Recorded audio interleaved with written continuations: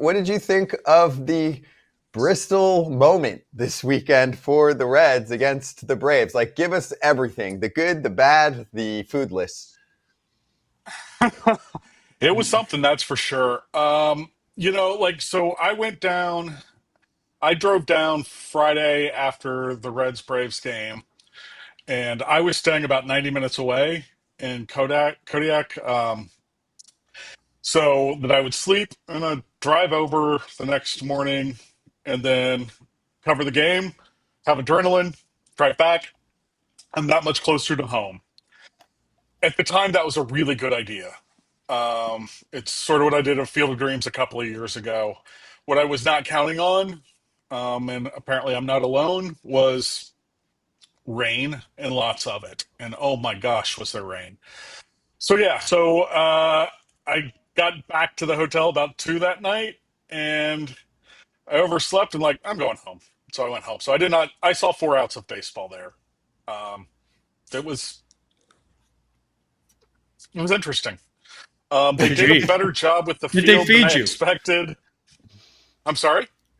Did they feed you? That's what I want to know. Did they run out Yeah, of food we in the press had. box?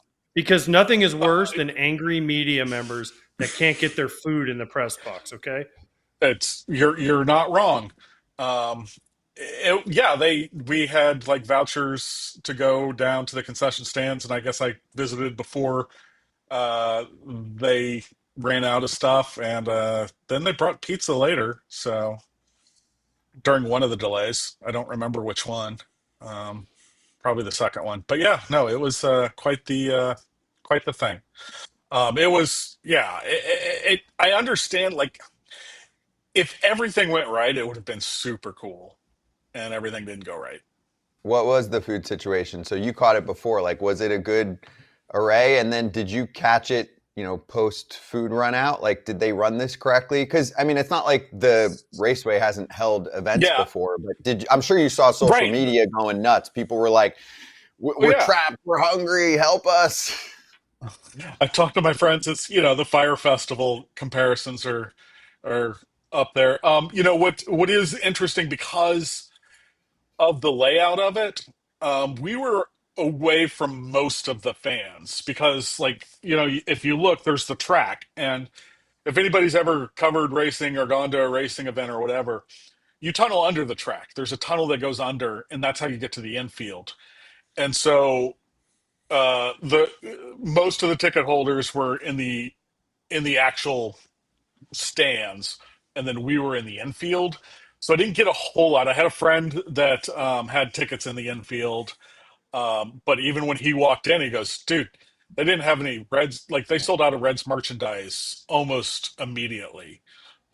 He was like, "There was a ton of Braves stuff because they were expecting, I guess, mostly Braves fans, and it turned out to be maybe predominantly Reds fans. So the Reds merch, like when he told me this was 2 hours before the first pitch, um, that they had already run out of Reds merch, and then anything that had both teams was just about gone. Um, and then that was before the food scare.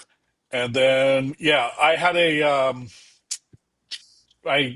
basically they just gave us vouchers to go to the concession stand. The concession stand that was on the infield.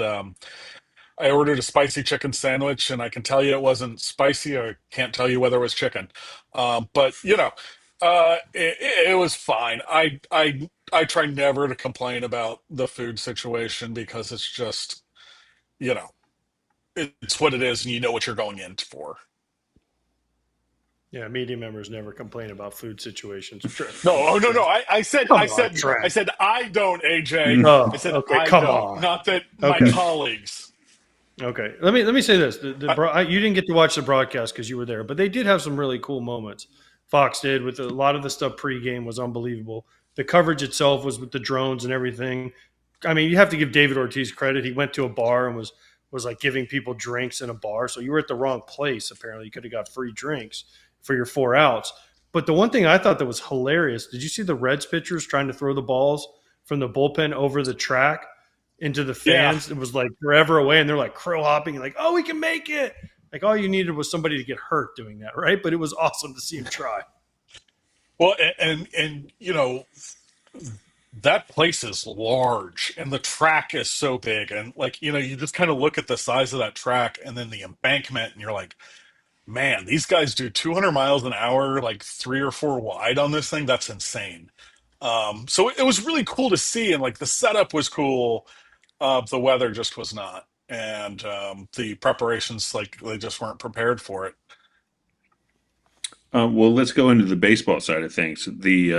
The Reds got Key Brian Hayes, and then you look at them kind of trying to build, making a little push here in the wild card spot. How do you see him fitting in that lineup, especially playing a good defensive third base, and then helping push them into a wild card spot?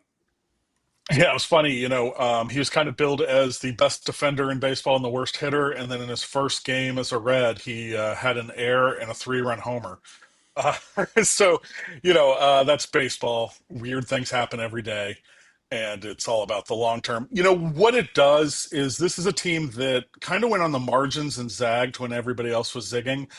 Um, what they needed was a right-handed outfield bat. And the way they did that was adding a right-handed third base bat and glove. So they moved Noelvi Marte from third to right field. And honestly, you could see that he was excited to go to the outfield. It's not something he's ever done before, but he just wasn't looking comfortable at third base, and I think maybe it got into his head a little bit. But he just looked more relaxed, and like a weight was off his shoulders once he's kind of gone to the outfield. And that's a guy who can hit. We'll see if he can hit consistently at the big league level, but he can. Um, and then they also upgraded the infield defense. I mean, trying to get a ball through the 6 hole between Brian Hayes and Ellie De La Cruz. That's not happening. And you go back and you look at some of the plays that Ellie has made or not made, and they're balls that he wouldn't even get to because Brian Hayes would get to it first. Also, if you look at the metrics, it's going to his left that where he will struggle the most. Well, with Brian Hayes to his right, he can take a step or two to the left, and that'll help too. Then you have Matt McLean on the other side, and then Spencer Steer has turned into a really good defensive first baseman. So the defensive upgrade is real over there at on the infield.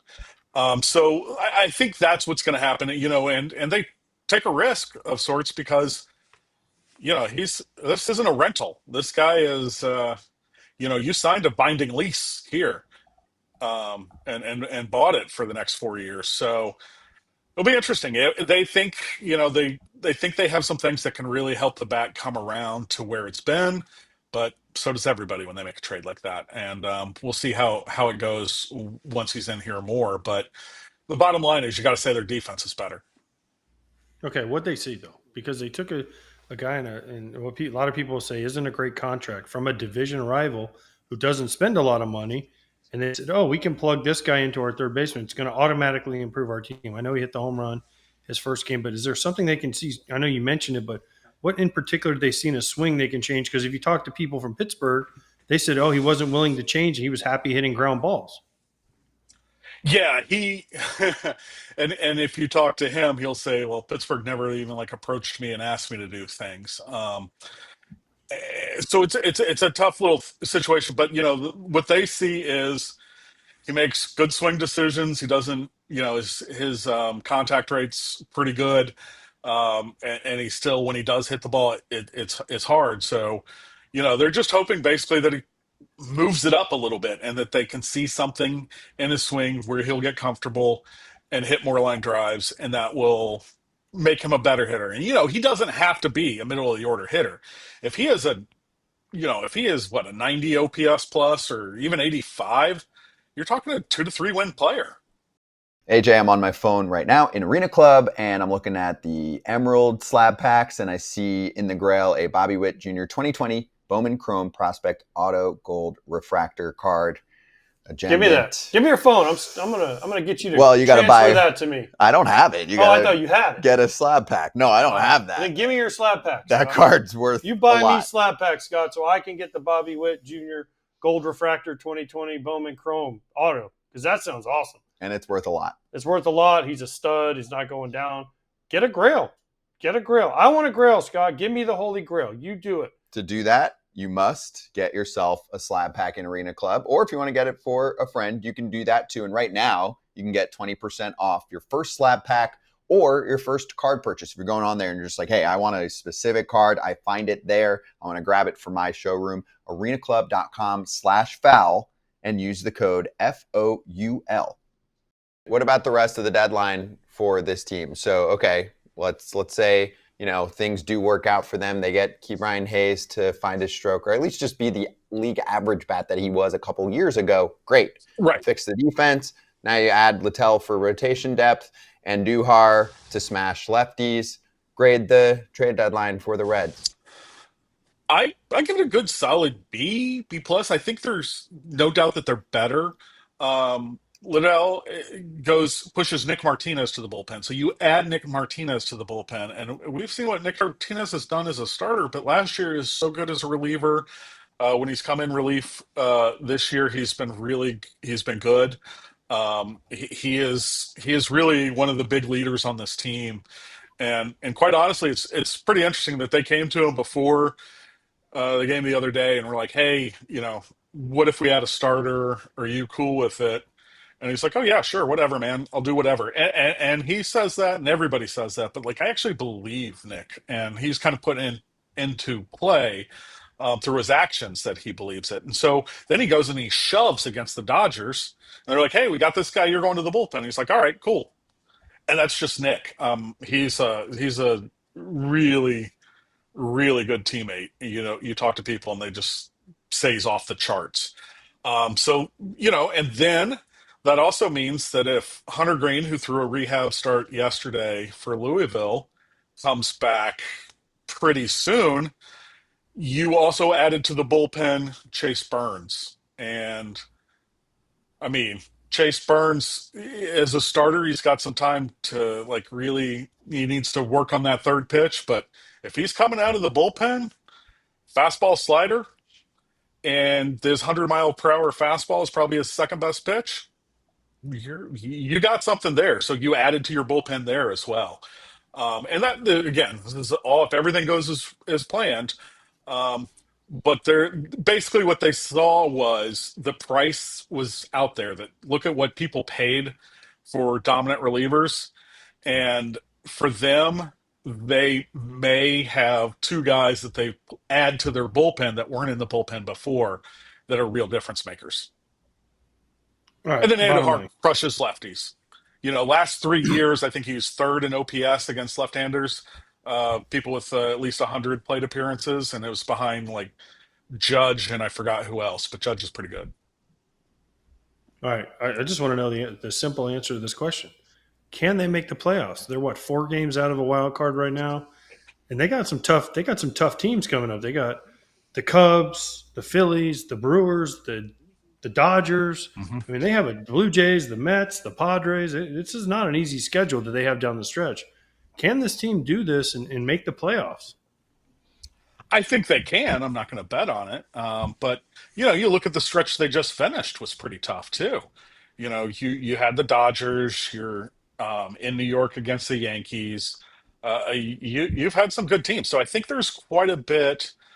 Things have to go right. There's no question. I don't see them as a favorite to go to the playoffs, but they do also have some teams they haven't played coming up, and that the Pirates and the Cardinals, and you just see all these other teams kind of falling off, and it'll be interesting. And San Diego is always a weird team. We'll see what happens there. On paper, you always love them, and then something can happen. So it'll be interesting, and that's that one team that they're really fighting for that third spot right now, who are holding the third spot. I've seen 5 games be made up and lost pretty quickly. So over 2 months, I think they can. Not sure I think they will, but I think they can. Okay, whose spot do they take though? That's my question, because if you I look at mean, who's the ahead Padres of them, maybe. Cubs, Mets, Brewers, Padres, Dodgers. I mean, yeah, they're all better Phillies. teams. I mean, who do we think that they could Mets catch in that maybe. group? I don't know. Here's the thing. You think they're better than the New York down. Mets? Did you just say they're better than the Mets? Did I just hear that? No, I You think said they have a Mets? better rotation than the Mets. Okay. And I think they might have a better rotation than a lot of those teams, most of those teams. oh, okay. And if you got a pitch, if you got a rotation, you got a chance. Like, no, I don't think that they're better than any of those teams. I think all those teams are better, but I mean, the best team doesn't always win. I mean, hell, the Arizona Diamondbacks, the Reds just barely missed out to them in the playoffs 2 years ago, and they go to the World Series. Like it can happen, and I just don't. But I don't see. I didn't see a move out there that erased all that doubt in one fell swoop. Um, and if they're looking for bats, I mean, I think we could see Sal Stewart sometime this year, and I'm a big believer in Sal Stewart. So you got some guys, you got a shot, and you just got to play.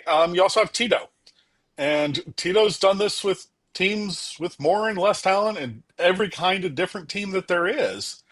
I give some credence to the Tito magic. Real quick, see Trent, I like Sal Stewart too. I like the bat. Where's he playing? He's in the They lineup. just got. That's where he plays. He's a third baseman, right? Like I guess what he he was a can. third baseman, but like I don't know. Yeah. There was questions whether he would stay at third anyway. Maybe Okay. second. Maybe he can play. I've seen a lot of people in left field at Great American Ballpark. You can.